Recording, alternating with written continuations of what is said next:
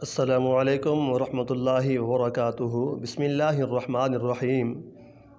برائیوں سے حفاظت کی دعا۔ اگر آپ برائیاں نہیں چھوڑ رہے، نہیں چھوٹی جا رہی، آپ چھوڑنا چاہتے ہیں لیکن چھوڑ نہیں پا رہے، تو یہ ایک وظیفہ ہے، اس کو آپ ایک نماز کے بعد مختص کر لیں۔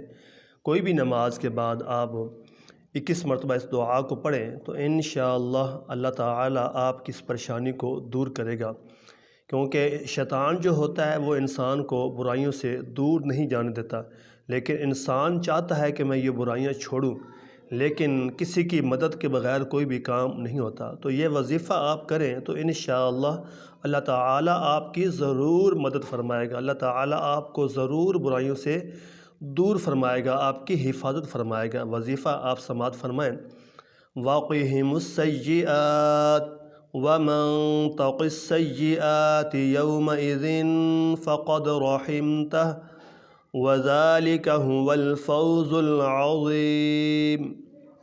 اس آیات کریمہ کا مفہوم بھی یہی بنتا ہے کہ اے مالک مولا ہمیں ان برائیوں سے بچا جن کے قیامت کے دن یہ برائیاں ہمارے لیے وبال بن جائیں گی۔ تو اللہ پاک ہمیں برائیوں سے بچنے کی توفیق عطا فرمائے۔